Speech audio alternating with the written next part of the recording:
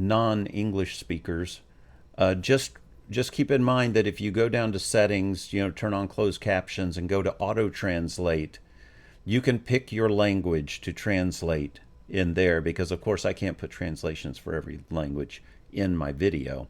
But if you go there, it may not be perfect, but I'll go through on my script and try and do what I can to make sure it's as close as possible. I hope that helps, because I get a lot of people say, oh, why is there no translation? Just turn on auto translate and pick your language. Hopefully you can get that from this. All right.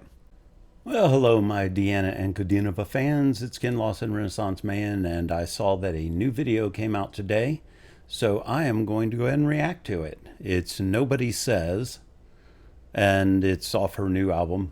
And if I remember correctly, she wrote all the music and word and lyrics for the, I think for the whole album. I'll have to look into it. There's not a lot of information on it yet. I couldn't even find lyrics for this song, so I'll be seeing them as they come up. But we'll go ahead and talk about it. It's a very short song. It's only 2 minutes 17.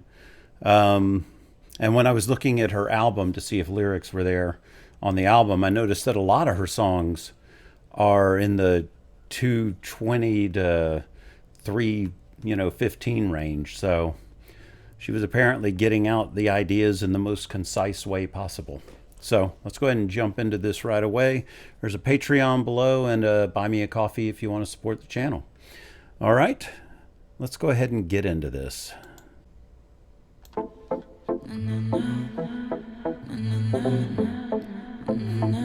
I like her outfit. Disaffected teenager look.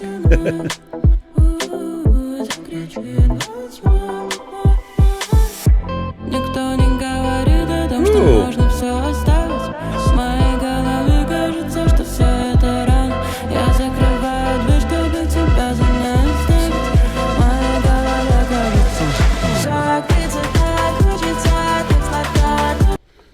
Just something I noticed musically. We were going on like a quarter note beat, I think, and then it went to eighths to lead into this. So nice way to build that.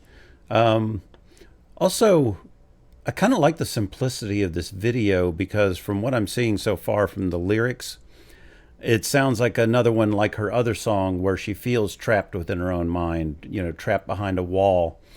And the lyrics, I'm glad they have an English translation down here.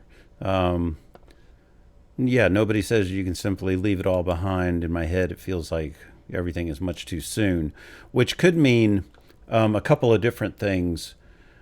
It could allude to the fact that she got to be so recognized at such a young age that in some ways that contributed to the way she feels. I close the door, I can leave you on the other side. That way she's shutting herself off from another person or people. In my head, it feels like I want so bad to close myself. It would be very sweet. So it's saying if you could just close yourself off with everybody else, that then you wouldn't have to deal with all these outside pressures. And she has had a lot of them at such a young age. And then, of course, we know her early childhood and the abuse and all that. So let's go on. I really like this video being so contained, to feel like it's her trapped in her own mind. And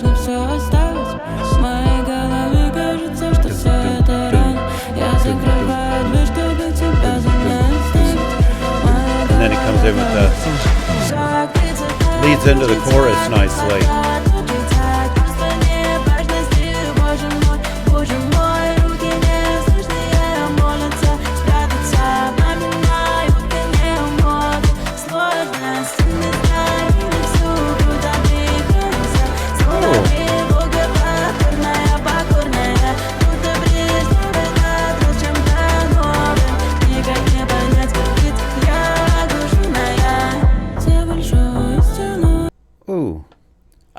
I really like the way this is directed, with leaving so much dark space around her and making her feel small and contained in this little tiny bit of light, and everything else around it is darkness. Here behind the big wall. The interesting lines I liked in here, she feels so insignificant. Oh my God. Silent hands pray to hide. And I think what it is, and this line in particular, the mama's skirt is out of fashion, it's so hard, could mean that she knows that she can't just be a child anymore.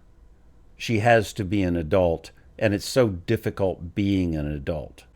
It's that she has to be an adult now. She can't just hide under her mama's skirt anymore. And then the walls are crushing in my chest now.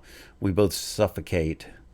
And the we both is the part that's a little confusing. And it could be a lost in translation thing. It could be that it's translated differently than she was saying it in her own native language.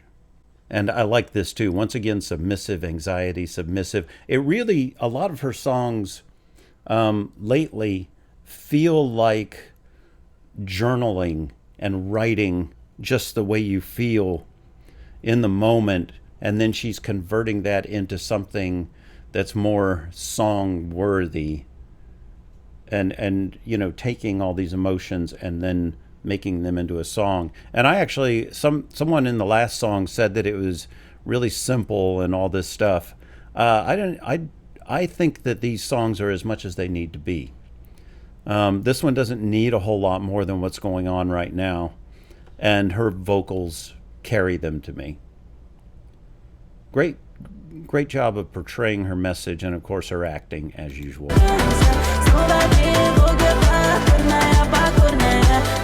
And submissive to anxiety, that's,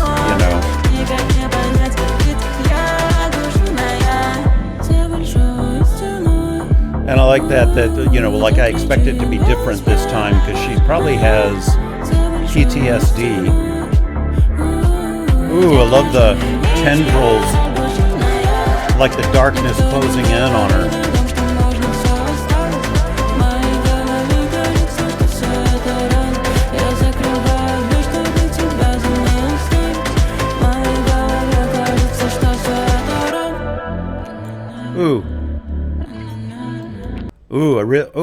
Okay. Video-wise, I'm loving the CG right here of the tendrils actively coming for her now. They're not just coming down the walls, they're coming out of everywhere. And I think it's almost representative of a panic attack. Because if I remember, she has had panic attacks and overwhelming depression and things from the parts of her childhood that were so horrible. But she's really laying out all of her emotions extremely well here. Yeah, there was a line back here, I cannot understand because I am stunned. Wow, that's interesting. And look at this, she looks like a lost little girl in some of these shots because I think that that's how she feels sometimes. But with my voice, I can scream, is basically saying that she can get these emotions out, but she still keeps herself behind that wall to a bit, but at least she can say how she's feeling. And I like this too. Nobody says that you can simply leave it all behind, because no matter how much therapy you get and everything, it's still back in the back of your mind at some, in your subconscious at least. And everything's much too soon. I can leave it on the other side. Everything's a painful wound. It's really, really interesting, and I want to hear where this little breakdown's going to go because it was very, very cool. Okay, let's get back into it.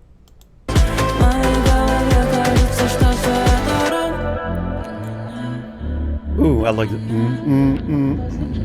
It's not just going.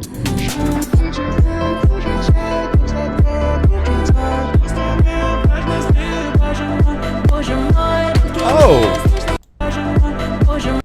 Do you see the face within this darkness? There we go. Yeah, to feel insignificant. It's like she's saying she almost wishes she had never gotten famous, because if she could just be insignificant, then she wouldn't have all these outside pressures. But every famous person goes through those moments. But I love the face and all in the darkness that's enclosing her, which is, you know, probably representative of the people that harmed her up to now.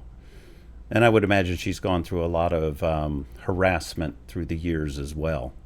So let's get back into it. Oh,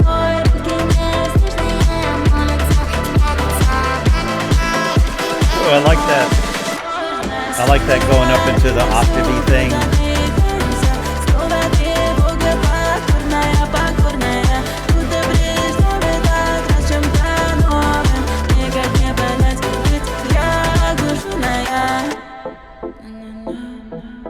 Ooh.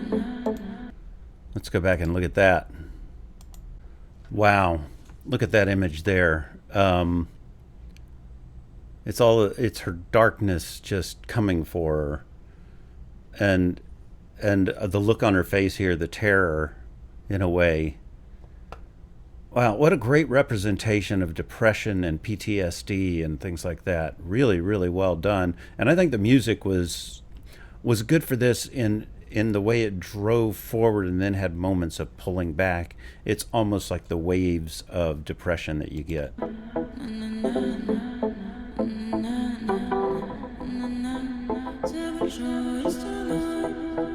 And no matter how much she tries to push the light out away, the darkness keeps seeping itself back into her, and then she ends up back behind the wall again. Wow. Really, really well done. I'm liking this new phase of Diana, even though I miss a little bit of the style that she had before, you know, that had the soaring and incredibly deep vocals and all that, but she's doing enough of it. You know, this is only a couple songs into this album, and I've liked it. I liked it a lot so far. I'm sure some people are not going to like that she's going this more, you know, Lady Gaga. Well, I can't say Lady Gaga because now that I'm into that, it's not so much all, you know, kind of dance beat driven, but this is very techno pop feel in a way. And a lot of people are not going to like that because they want the old Diana. And I think that's part of the pressures that she goes through as well. So anyway, I'm going to wrap it up there. You all have a great day, great night, great life. See you next time. Bye.